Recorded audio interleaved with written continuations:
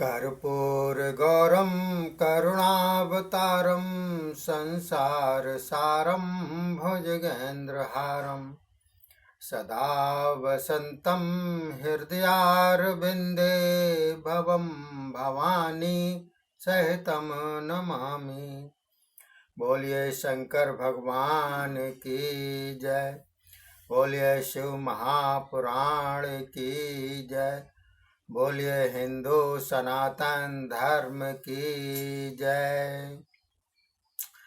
तो देखिए साथियों, शिव महापुराण का ये 19वां अध्याय चल रहा है, जिसके अंतर्गत श्री गणपति जी के विवाह का निश्चय किया जा रहा है।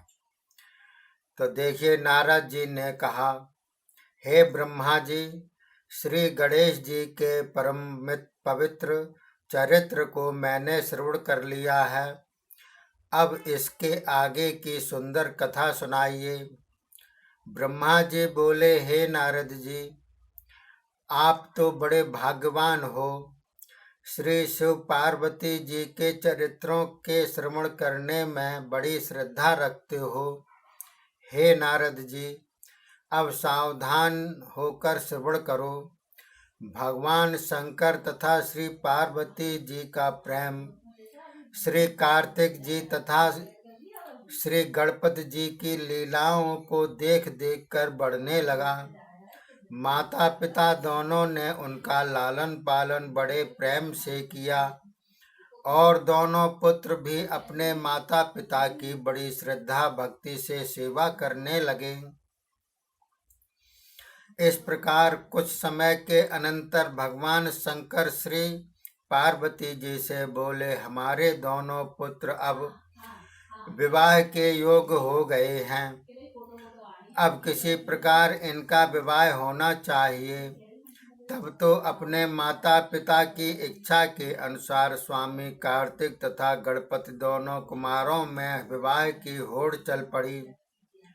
कार्तिक स्वामी कहता, मैं पहले विवाह करूंगा, और दूसरे पुत्र गणेश जी कहते, मैं पहले करूंगा। इस प्रकार दोनों में विवाद चल पड़ा। इस प्रकार के विवाद को सुनकर भगवान शंकर आश्चर्य करते हुए सोचने लगे, अब किसका विवाह पहले किया जाए। तब भगवान शंकर ने श्री पार्वती जी के सामने दोनों पुत्रों को बुलाकर कहा, हे पुत्रों, हमने तुम लोगों का विवाह करने का निश्चय किया है।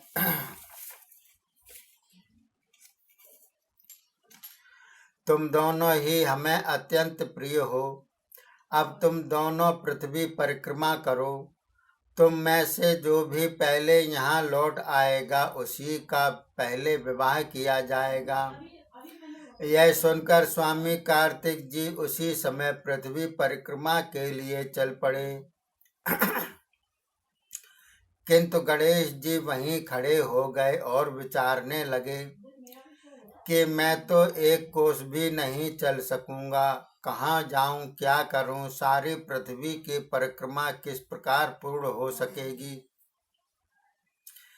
ब्रह्मा जी बोले, हे नारद जी, बुद्धिमान मैं गणेश जी इस प्रकार का विचार करते हुए स्नान करने चले गए। स्नान करके फिर घर लौट आए। माता पिता को आकर प्रणाम किया, फिर प्रार्थना करने लगे, हे प्रभु, मैं आपकी इसी स्थान पर पूजा करना चाहता हूँ, इसलिए आप कृपा करके मेरे इस मनोरथ को यहाँ विराजमान होकर पूर्ण करें। इतना सुनकर शिव पार्वती वहीं विराजमान हो गए। तब गणेश जी ने अपने माता पिता शिव पार्वती जी का बड़े प्रेम से पूजन किया और अपने माता पिता की 7 बार परिक्रमा की। फिर अपने माता पिता के आगे हाथ जोड़कर स्तुति करने लगा। उसके बाद आकर प्रार्थना की कि अब तो कृपा करके पहले मेरा विवाह करें। ब्रह्मा जी बोले, इस प्रकार श्री गणेश जी के वचन सुनकर शंकर बोले, हे पुत्र, तुम्हारा भ्राता स्वामी कार्तिक तो पृथ्वी परिक्रमा के लिए चला गया, अब तुम भी जाओ, उससे पहले पहले लौट आओ।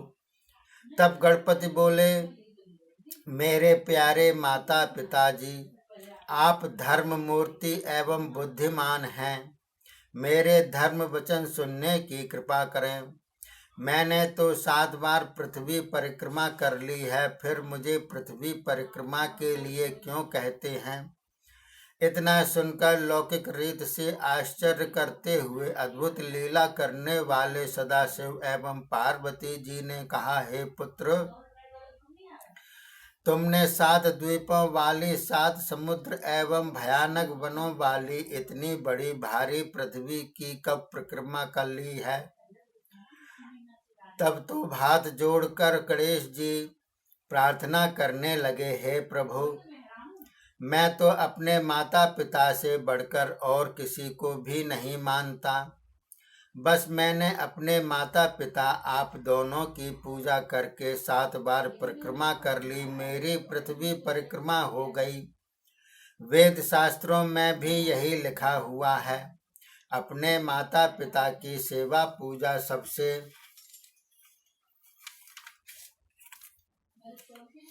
विशेष है। उनकी परिक्रमा कर लेने से पृथ्वी की परिक्रमा जितना फल मिलता है, जो अपने माता पिता को छोड़कर अन्य तीर्थ आदि में चला जाता है, उसे माता पिता की हत्या करने के समान पाप फल मिलता है।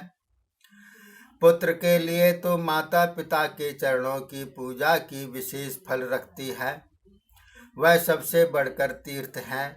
बाकी के तीर्थ तो दूर जाने पर फलदायक हैं, यह तीर्थ तो सदा घर में विराजमान हैं।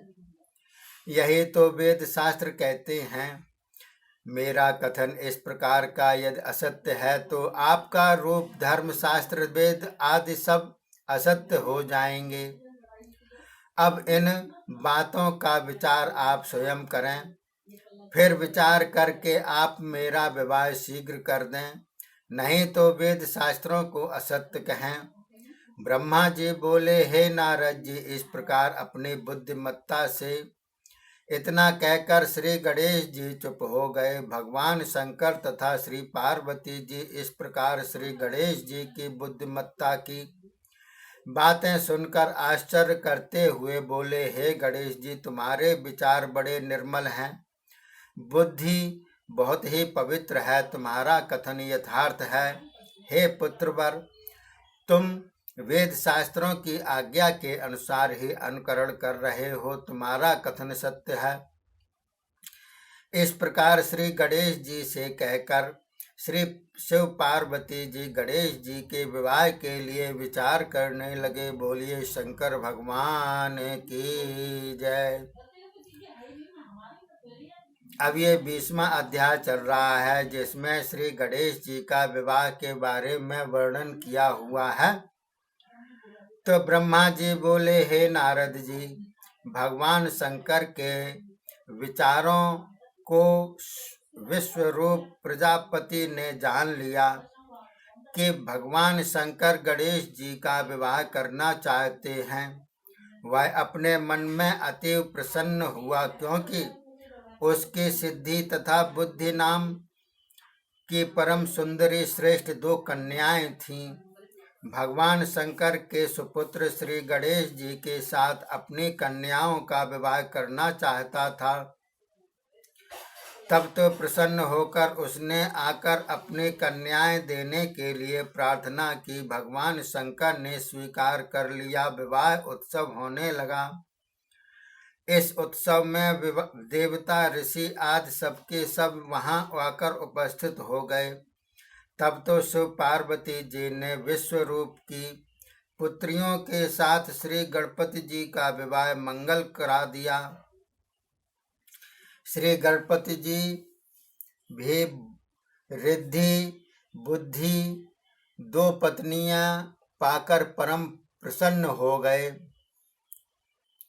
ब्रह्मा जी बोले, हे नारद जी, श्री गणेश जी ने विवाह मंगल करके कुछ समय के बाद उन दोनों पत्नियों से 2 पुत्र प्राप्त किए। रिद्धि पत्नी से जो पुत्र हुआ उसका नाम शुभ रखा गया एवं बुद्धि स्त्री के पुत्र का नाम लाभ हुआ।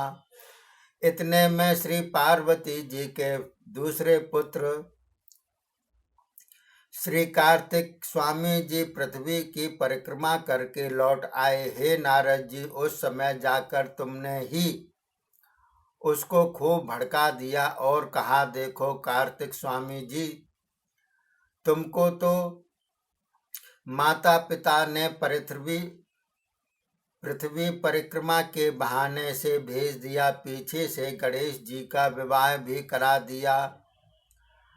अब वह 2 पुत्र भी पा चुके हैं, अपना आनंद कर रहे हैं। देखो तुम्हारे साथ छल का व्यवहार किया गया, अब तो तुम्हारा यहाँ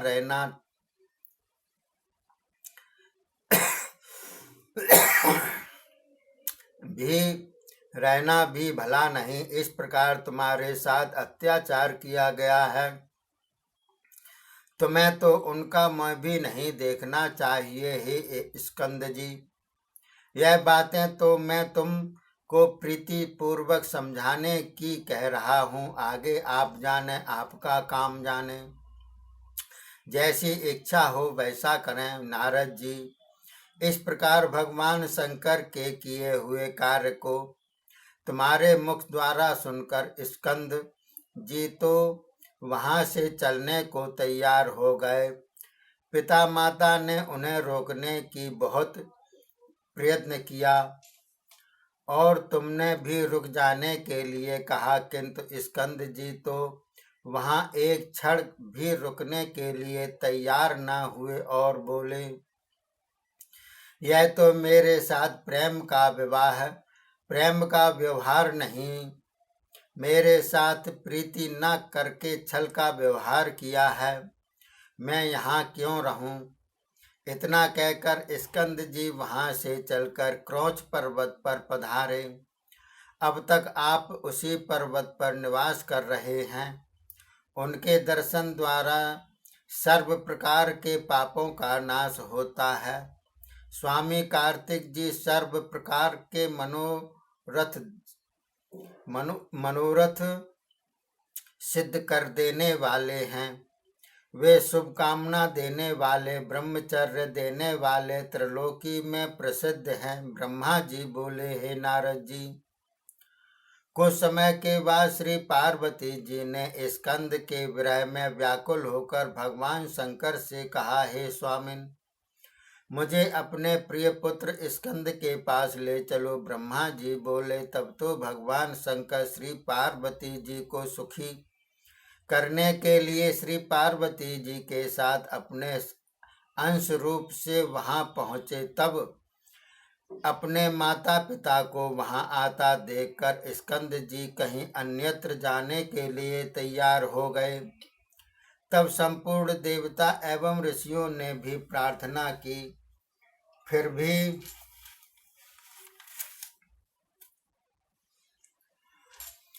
स्कंद जी उनसे 12 कोस दूर जाकर विराजमान हुए। हे नारद जी, अब तक भी वहां श्री महादेव जी पुत्र स्नेह में आकर अमावस्या के दिन जाया करते हैं और जगत की माता श्री पार्वती जी पूर्णमासी के दिन वहां जाया करती हैं और कार्तिक महीने में तो सारे देवता उनके दर्शनों को जाते हैं। इसी प्रकार ऋषि मुनि लोग भी जाया करते हैं।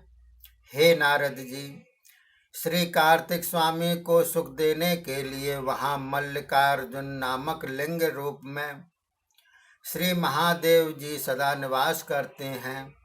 अपने भक्तों की कामना पूर्ण करने के लिए अब भी श्री महादेव जी श्री पार्वती जी के साथ वहां दर्शन देते हैं।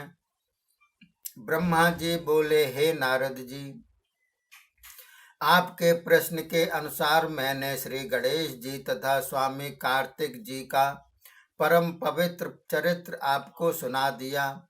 यह चरित्र महापापियों के पापों का नाश करने वाला है, सर्व प्रकार के मनोरथ सिद्ध करता है। इस चरित्र के पठन श्रवण से ब्राह्मण विद्या पाते हैं, क्षत्रियों को विजय प्राप्त होता है, वैश्य धनी हो जाते हैं, शूद्रों को सज्जनता मिलती है, रोगियों के रोग निवृत्त होते हैं, डरे हुए मनुष्य का डर नहीं रहता, भूत प्रेत पिशाच आदिकों की बाधाएं निवृत्त हो जाती हैं।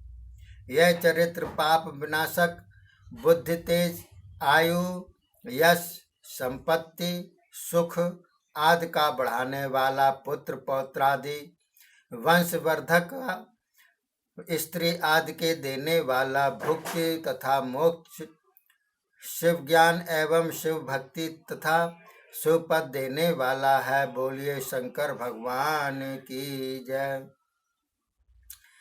इति श्री रुद्र संहिता का कुमार खंड समाप्त हुआ। अगले अध्याय में जो पहला अध्याय होगा वो अथ युद्ध खंड प्रारंभ होगा, जिसमें पहला अध्याय में त्रिपुर वर्णन दिया गया है। अगले एपिसोड में सुनिएगा। तब तक के लिए धन्यवाद। जय हिंद, जय भारत।